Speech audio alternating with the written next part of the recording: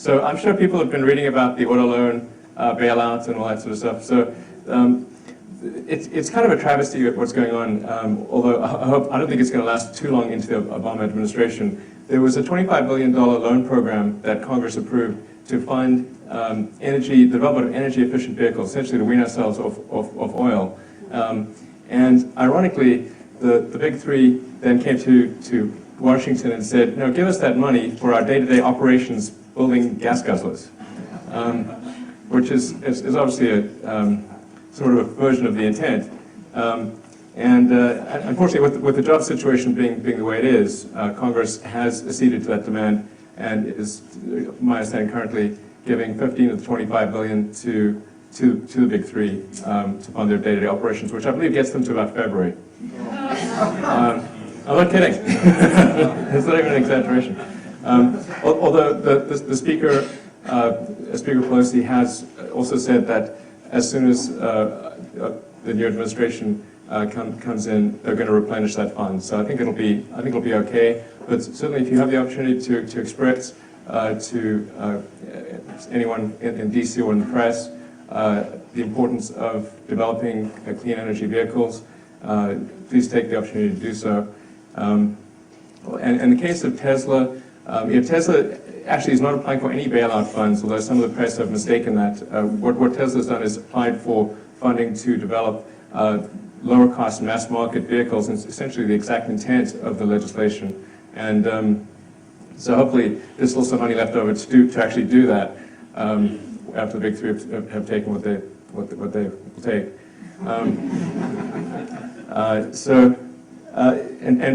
The Tesla Roadster, I think a lot of people are familiar with that. That's the two-seater sports car.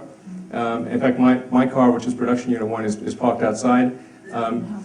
See if anyone's curious to see it. There's also a Tesla Sales and Service Center on Santa Monica Boulevard, so if you want to pop in and take a look at the car at that time, you're also welcome to do so. We're about to deliver our 100th production Tesla next week, and that's, interestingly enough, our 100th customer is Sam Perry. If anybody watched when Obama won and Oprah was crying on some guy's shoulder,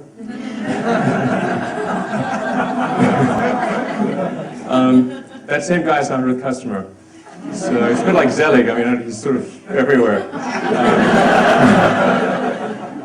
So anyway, he's a really great guy and lives in the Bay Area. He's going to take delivery of his car on Tuesday. So I'm going to hand him the keys personally and thank him for being a customer. So, there's an important point about Tesla, which is whenever somebody buys the Tesla Roadster, even though it's a $100,000, $109,000 sports car and it's kind of a fancy sports car, every penny that Tesla makes goes into development of lower-cost mass-market vehicles. So the company doesn't issue any dividends, nor will it ever.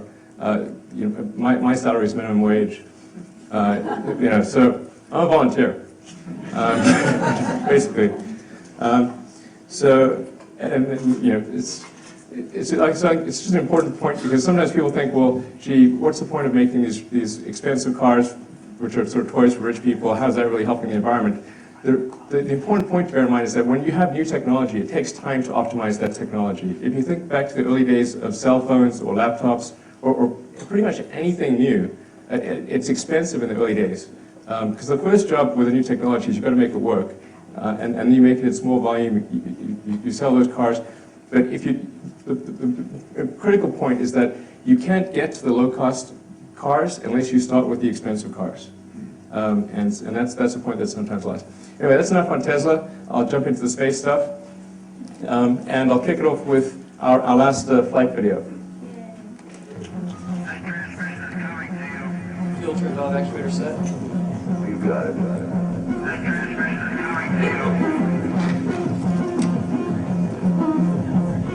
First station, right? Deck 1 triggered.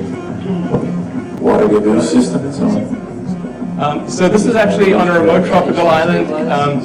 We launched our small rocket, the Falcon 1, from an island in the Kwajalein Atoll. So it feels a bit nefarious to be launching rockets from remote tropical islands. Yeah, I feel a bit like a Bond villain. In this case, it's basically just a dummy satellite. So this was basically a test flight to get to orbit. So this is actually our fourth flight. So the flights 2 and 3 made it to space, but they didn't make it all the way to orbit. And it's actually a lot harder to get to orbit than it is to get to space. You can get to space just by going up to Mach 3. But to get to orbit, you have to have a minimum of Mach 25. And that doesn't actually explain the full difficulty because the energy scales with the square of the velocity. So getting to space, 9 units of energy, getting to orbit, 625 units of energy. It's about 70 times harder to get to orbit than to get to space. And that's why there's only been about half a dozen countries in the world that have actually reached orbit. So this is actually the first completely privately developed rocket to reach orbit. And also the first privately developed liquid fuel rocket to reach orbit. This is the Falcon 1. It's named Falcon after the Millennium Falcon from Star Wars. It looks nothing like it, but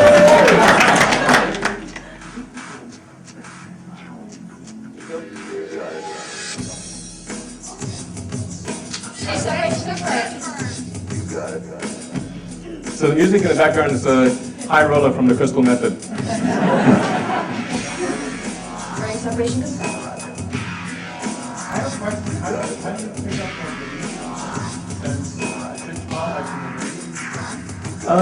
Actually, with rockets, the only semi-reusable rocket in the world right now is the space shuttle. And I say semi-reusable because the main tank is actually thrown away every time.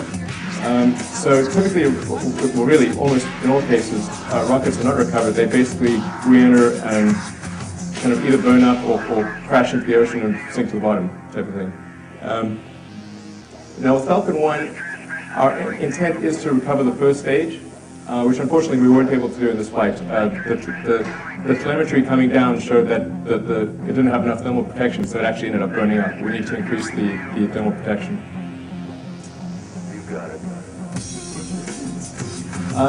The fuel is high purity kerosene, so it's sort of a very clean form of jet fuel, basically, with no sulfur content. It's not the greenest thing in the world, but we do buy lots of carbon offsets. So.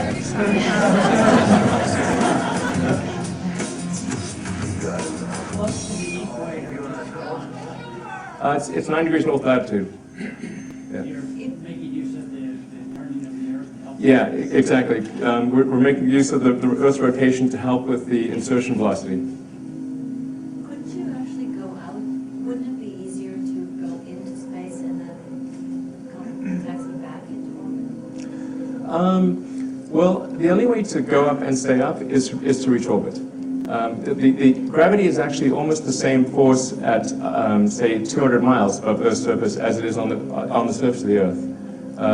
The only reason people seem to be sort of floating around, but actually what's happening is they're zooming around the Earth super fast, and the outward acceleration is equal to the inward acceleration of gravity. And so when that's neutralized, you have what appears to be zero gravity, but you're actually just sort of falling around the Earth. Do you run into space junk with all the junk out there? Do you have to navigate through all that? Or? We've not encountered any space junk issue. Although there's been a lot of launches up there, and there have been issues like where the Chinese blew up a satellite and scattered bits all over the place, it's so big up there that the statistical chance of being hit is tiny. But for things which carry people, like the space station and our Dragon spacecraft, they actually have micrometeorite shields, so they can take a high impact, or essentially a high-speed bullet coming at it.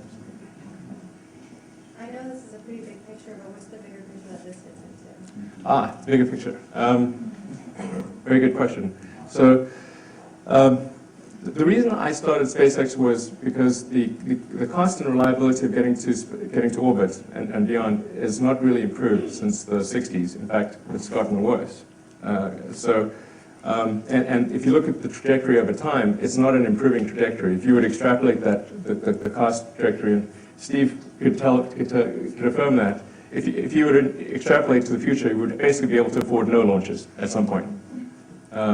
Because it actually was getting more and more expensive. So I started SpaceX to really reverse that trend and make it affordable to get to orbit and beyond. the huge breakthrough that SpaceX aspires to achieve, and this is a very difficult thing, is to make a fully reusable orbital launch vehicle. So with Falcon 1, the first stage is intended to be reusable. With Falcon 9, both stages are intended to be reusable. Now it's going to take us many launches to figure that out and get the stages back safely and optimize the refurbishment for flight and make sure they're reliable and all that. But that's sort of the big technical breakthrough we're aiming for. And you can imagine in any mode of transport, if you had a reusable vehicle or an expendable vehicle, it would be a night and day difference. I mean, how many people would have driven here if their car was single use? Yeah. Or even, and that applies to any mode of transport: bicycles, horses, planes, really pretty much anything. So we've got this weird situation in space where vehicles can only be used once. In fact, if you want a return journey, you've got to like tow one behind you. So that's what we're aspiring to. It's a tough goal. We're not saying we can achieve it, but we're aspiring to achieve that. And I think we will. But to explain why that's so difficult, when an orbital rocket is, after they've really optimized the weight of the rocket and used the most advanced materials, and the engines are incredibly efficient, and you push everything to the maximum, you typically get about 3% of the liftoff weight to orbit. So if you make even a small mistake in the design, if you get 3% off, you got nothing. And that's for expendable single-use rockets, where they're not trying to make the rocket robust enough to have multiple flights. They're not trying to make it robust enough to re-enter safely. It doesn't have to have heat shields and all that other stuff. So when you add in all those things, if that exceeds 3%, well, you're getting nothing to orbit. So to make it reusable and still deliver a useful payload is extraordinarily difficult, and no one has ever succeeded in doing that. So once you streamline the application, what's that serve for? Besides Right. So I'll get to the why essentially. sorry. Actually, you're right. I should proceed this with the why and then the how.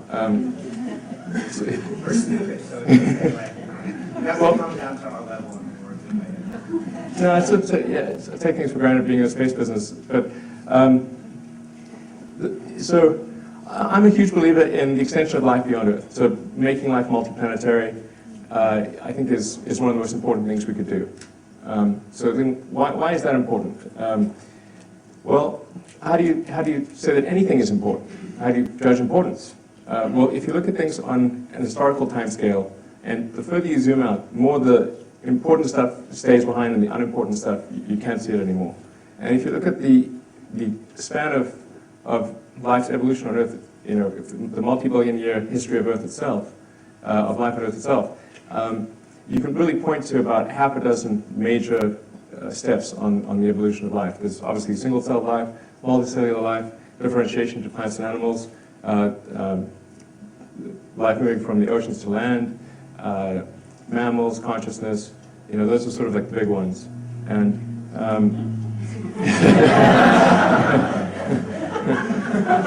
that's why we're here talking. On that scale also would fit, I think, the extension of life to multiple planets, so life becoming multiplanetary. It would be at least as important, if not more important, than life going from the oceans to land. At least oceans to land, you could jump back in the ocean if you got uncomfortable. But going to another planet, you've got to go over billions of miles of hostile space and then land and try to create an ecology on a planet that is nothing like the planet that we live on today. Well, our current planet may become more like that planet if we're not careful.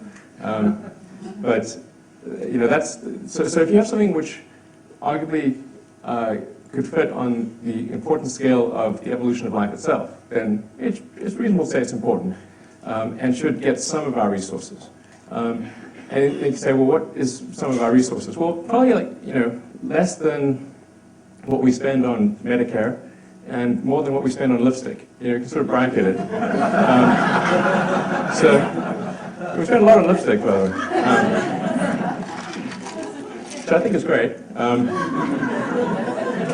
But if you said, well, maybe we should spend 0.25% of our economic product on the extension of life to another planet, making life planetary. I think that would be like a reasonable number, and that's several tens of billions. So we kind of think it could be done for that. But a critical element is having that reusable orbital craft. So that's the fundamental breakthrough that's necessary for us to be able to afford to do it at a price that is going to be palatable to the general public. That once we are multi-planetary, we'll look back and think about the kind of fuels that we use to get out there in the first place. It's probably going to look silly. That's like, what are your sort of wildest ideas about the fuels that we use down the line? Well, my wildest idea about fuels, I think long term, once we, or if we, I suppose, figure out fusion, having a fusion, if you can have a compact fusion reactor, that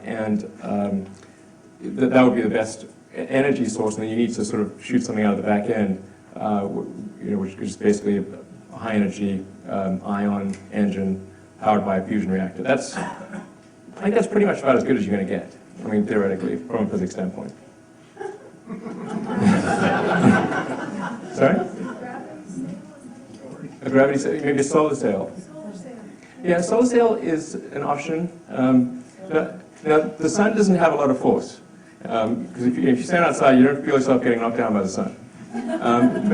But so you need a big sail in space, and it can work, and it's an option. And particularly, if you had, like, say, a cargo ship going from Earth to Mars, where the time of the journey wasn't that big of a deal, then that could be actually a good option. Can you talk about the camera? Yeah, it's pretty simple. I mean, I feel. Hold off on all the filming questions to Okay. do the combined Q&A, because I think that's what we should do. If you want to ask in general, questions about the company or about space travel or whatever, let's get those out of the way, and then, we'll do his presentation and then Steve's, and then we can get them both on and talk about filming in space and that topic. Absolutely. And let me jump to some new additional videos that I've got.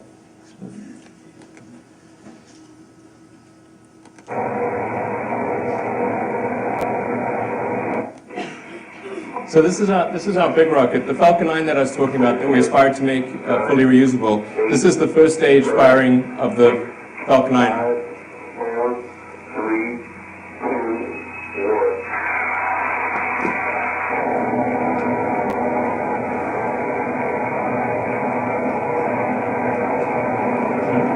All 9 minutes. All 9, full duration.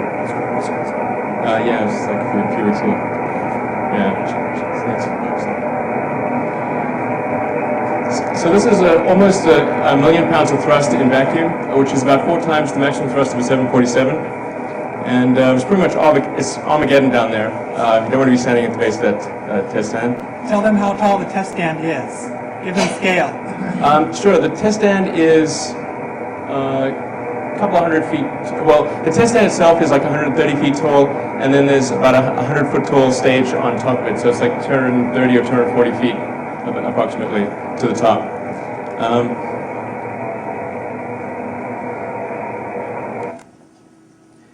And now I'll jump into. So this is like intended for Congress. That's why it's got this music.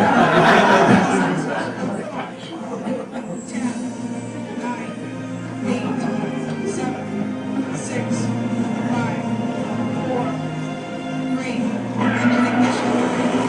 So Falcon 9 will launch from our pad at Cape Canaveral. That's launch pad 40 at Cape Canaveral, which used to house the Titanfall. Now, this is not real, by the way. This is simulation. So the contract SpaceX has right now is to demonstrate cargo transfer to the space station and return of experiments to Earth. And what we're hoping NASA will exercise is an option on that contract to also carry astronauts.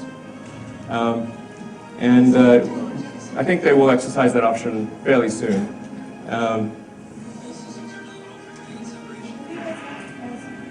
When you talk about payload, what can you load on your machine now? Can you do one body, two bodies, single payload, what you have?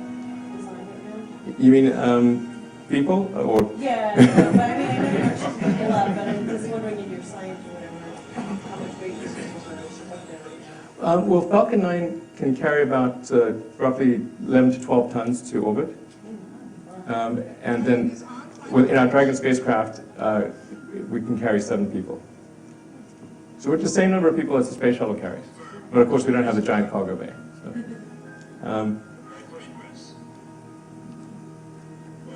When will that option become valid for NASA to decide to not? the manned portion? Yeah.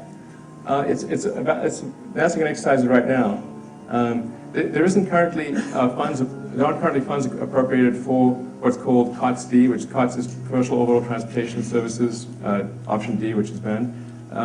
But in the stimulus bill that's being crafted, we're hopeful that there will be a portion of the stimulus bill that will include money for COTS D. How big is your legal team? Like 3 lawyers. SpaceX as a whole is 600 people. Has the legal red tape been daunting, or? There's quite a lot of legal, a lot of legal red tape. There's also a lot of regulatory stuff which isn't done by the lawyers. It's done by the engineers who have to comply with the regulations. Because in order for us to go to the space station, we have to meet the same regulatory requirements that the space shuttle does, or that the Europeans, or actually more than the Russians do. The Russians they have their own rules. How much did you draw upon the existing or retired NASA engineers? We have actually a lot of people at SpaceX that used to work at NASA or JPL. So I'm not sure the exact percentage, but it's maybe 5 to 10% of our engineers. We also hire a lot of people straight out of school and from the big aerospace companies and from companies that are not in the space arena. Will you compare yourself to Virgin? Virgin, Francis is a friend of mine, and I've actually bought a ticket on Virgin Galactic. People often think we're competing, but that's not the case, because Virgin is really just going to space. They're doing suborbital flights. So the energy of the Virgin ship is it's less than 2% of the energy of our vehicle. What's your opinion on elevators to space? Is that realistic? I always liked Charlie and the Chocolate Factory. I think that's where the idea comes from. I do, yeah. No, basically,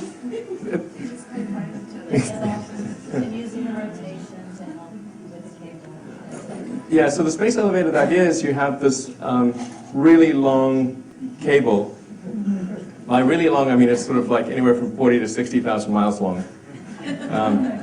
And it's sort of, with the ends way out in space and the base is on the Earth. And you can imagine, like, the Earth is this ball rotating and you've got this, like, cable trailing, out, and it's sort of, there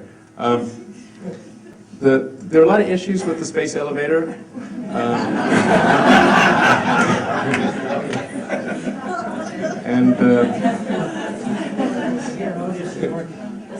There's a lot of issues, and I mean, this is it also does rely on super strong materials, carbon nanotubes, and until we build, say, a carbon nanotube footbridge, then I think we should not really be thinking too much about building a 60,000 mile elevator. And it's possible that somebody may figure out how to do a space elevator and make it workable at some point in the future, but there's got to be a huge amount of business going to space before that's feasible. And then, of course, you get to the end of the elevator, but then you've got to go somewhere from there. So there's got to be a spacecraft that picks you up at the end of the elevator anyway. So the elevator is just sort of getting you out of that initial portion of gravity well. It's not this century. Are there any fuel options that are greener than the kerosene mix that you're using right now? Well, you could use hydrogen and oxygen. That's not a bad choice. Although typically the energy required to create the hydrogen is more energy than was used to get the kerosene. But in principle, if you were to make hydrogen with solar panels, that would be a greener way to do it. But although the rocket's pretty big and whatnot, it's actually only got about the kerosene load of an airliner. because 2/3 of the rocket is actually oxidizer, it's liquid oxygen. So think of it like it's an airline flight. Do you have any plans to create something that combines your interest in solar energy and collection of solar energy on the rockets and orbits? You mean like space solar power? If there's anyone in the world who should love space solar power, it's me. Yeah. Because I'm chairman and the largest shareholder of a solar company called Solar City, and I'm a rocket company. So it's going to be like perfect. That's why I'm asking. Unfortunately, I don't think space solar power makes sense. I wish it did, because that'd be awesome. But even if you assume it costs zero to transport the solar panels to space, when you take into account the equipment that's necessary to convert the energy to, say, microwaves or some other beam form of energy, and then you've got to have equipment on the ground that converts the microwaves back to electricity, just when you take that capital cost into account, you're immediately blown out of the water, and it's not competitive with terrestrial solar power.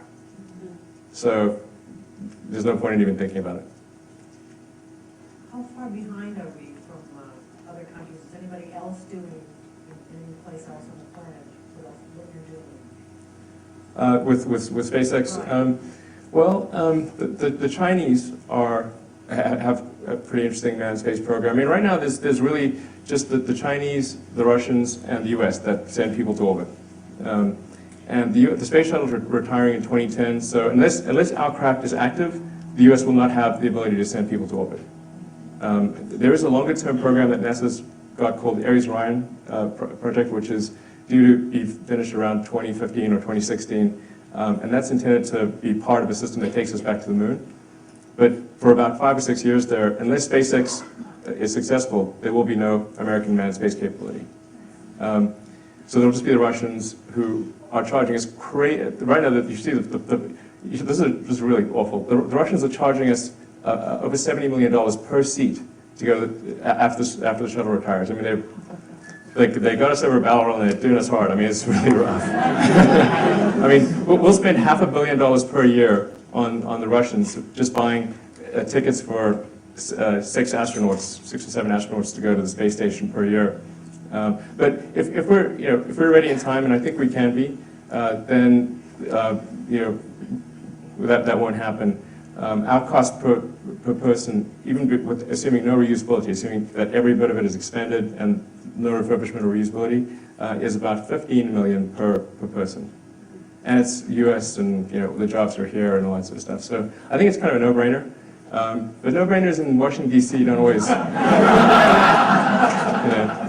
So. What has been the response from Congress?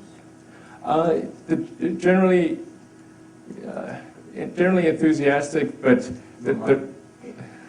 there's. Yeah, I mean, I don't know. Hollywood have an amazing way of saying no money. There's like so many different words, but really, they haven't given you any money? Well, we've been given money for the cargo portion, but not for the manned portion. But I'm hopeful, like I said, that the stimulus bill will actually include the funds for the manned spaceflight activity. If it's not in the stimulus bill, I think it's quite likely that it'll be in the financial year FY10 bill, which will get approved around the February or March timeframe. So the government financial year starts in October. So I'm optimistic it's going to happen. It's just a question of what time scale, and for every year that we're dependent on the Russians, we have to send them $500 million. So, and the amount that we're asking for to get this done is $300 million. So, I don't know, it seems kind of ludicrous, but anyway, that's DC. Yeah. So you've never had a mission go up, is what you're saying? You have had missions go up? We've done our Falcon 1, which is our small rocket. Right. We'll be doing our first launch of our big rocket with our Dragon spacecraft next year. And there'll be 2 flights next year. One's a demonstration flight and one's a NASA flight. And then there are 2 more NASA flights after that. And then there's people in those or no? No, because we've not had the crew portion of our contract has not been turned on. Okay. So you're saying you're hoping to get the $300 million to be able to... Yeah, to basically add the incremental crew capability. And most of that money is for demonstrating the system reliability. Once you have the technology figured out, what prevents you from having, I don't know, 10 launches? Well, 10 launches a day would be super fast for over rockets. Well, just using economies of scale. We do need to get to the point where we can do 10 launches a day. And one of the design goals for Falcon 9 is that it can go from in the hangar to in the air in under 60 minutes, which would be super, super fast for a rocket, particularly a big rocket. Now, it's going to take several flights before we get there, but as long as we lay the foundation, making sure that the design is capable of that, then we can at least have the possibility of getting to a flight an hour or so in the future. Is your cargo telecommunications satellites, or are you delivering to the space station? Well, for NASA, our current NASA missions are just for delivery of cargo to the space station and return of experiments to Earth. For Falcon 9, so there's Falcon 9 booster and then there's a Dragon spacecraft. Dragon spacecraft goes to the space station. A Falcon 9 booster carries satellites. It'll do Earth observation satellites, and it'll do communication satellites, forecast satellites, that kind of thing. So we're launching a UK broadcast satellite towards the end of next year, a geostationary satellite. So that really goes pretty far out there, 22,000 miles altitude. Are there sort of developing issues about who controls and manages satellites and sort of the international implications of that and our military? Yeah, so there's a few questions bound up there. Like who controls the satellites? The satellites generally are, if a satellite is broadcasting, then that broadcast spectrum is controlled by the International Telecommunications Union. So that's kind of a UN body, I think. Yeah, you have to get permission from the ITU to get broadcast, to get bandwidth. To just go up there, all you need is permission from your national government. And in the US, if it's a commercial or non-government mission, the FAA governs it. If it's a military mission, the military does whatever they want. And then if it's NASA, NASA does whatever they want. So who regulates all that? Globally? There really isn't a global, the only global regulatory authority is the International Telecommunications Union, and that just governs spectrum. How much does it cost just refuel for each separate mission? Say, if you ever got to 5 to 10 missions, Yeah. like you were saying, how would that cost? Well, that's a good question, because that sets the minimum cost of a mission. Right. If you had perfect refurbishment and had no operations cost, the fuel and oxidizer cost is really super low. It's for a big rocket, it's only a couple $100,000. For a small rocket, it's about $30,000 or $40,000. So if you just look at the propellant cost, it's very, very cheap. In projecting that into the future, would you see those costs precipitously going down? I wouldn't say going down, but Holding stable? yeah, I think the cost of kerosene, which is kind of jet fuel, is going to go up over time, but I think it's not going to be a big factor for rocket launch costs. And the cost of liquid oxygen is just really the cost of electricity, because you can just compress and liquefy air.